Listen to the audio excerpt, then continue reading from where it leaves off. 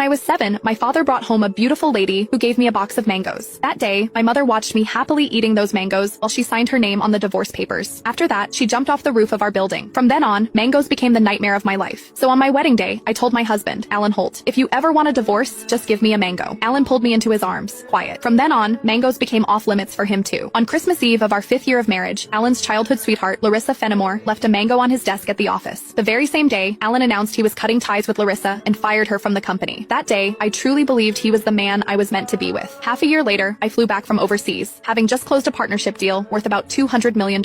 At the celebration dinner, Alan handed me a drink. After I had finished half the glass, his so-called childhood sweetheart, the woman who had been kicked out of the company, stood behind me with a big grin and asked, "Does the mango juice taste good?" I stared at Alan in disbelief, and he was trying hard not to laugh. "Don't be mad. Larissa insisted I played a little joke on you. I didn't actually give you a mango. I just gave you a bottle of mango juice. But I think she's right. The fact that you don't eat mangoes is a real problem. You were really enjoying that juice just now." My face went cold. I lifted my hand and threw the rest of the mango juice in his face, then turned around and walked away. Some things are never a joke. I wouldn't kid around with mangoes or divorce. Ms. Mendez, your stomach condition flared up again because of stress and emotional triggers. If there's something you really don't like to eat, you mustn't force it down again. The next time might not just be a stomach ache. We might have to remove part of your stomach. Stay in the hospital for observation for 1 day, and contact your family as soon as you can. When I heard the doctor say that, I went completely quiet. For the sake of a new project, I had been overseas for 39 straight days, working day and night, and I finally made it back in one piece. I never expected that at the celebration dinner, 1 glass of mango juice from Alan would land me right in a hospital bed. Out of habit, I tapped open my pinned chat on WhatsApp, typed 2 words, and then realized something felt off. Looking closely, I confirmed that it was Alan Holt. He had just changed his profile picture. Now, it was a green mango. While I was staring blankly at the chat window, Alan's call came through. He sounded cold. "I'm already home. Where are you?" I said nothing. Any other time, I would soften my voice and act like a spoiled little girl with him. But tonight, I honestly didn't know what to say. Alan sounded annoyed. "Myra, how long are you planning to keep this up?" "I'm at the hospital." Alan went quiet. He had never shown much interest in my health. He would never have guessed that 1 glass of mango juice from him would send me straight to the emergency room. "Stay put at the hospital. I'm coming over right now." I didn't want to deal with him, but my body was so weak that I didn't feel like moving at all. Time dragged by. The doctor came in to check on me 3 different times, and Alan still didn't show up. Right before I went to sleep, I glanced at my phone one last time and saw Larissa Fenimore's new post on her social feed. Every time I get hurt, my knight in shining armor shows up. I'm so lucky. The picture under it was a shot of Alan putting a bandage on her. Larissa's profile picture was a yellow mango. It was pretty, but it made me sick. Alan and I had known each other for 10 years, and he had always known exactly where my bottom line was. After so many years in business, he also knew perfectly well how to keep a proper distance from other women. But now, he kept crossing that line again and again. In that case, our marriage and the newest project I had negotiated no longer needed to exist. I had closed a $200 million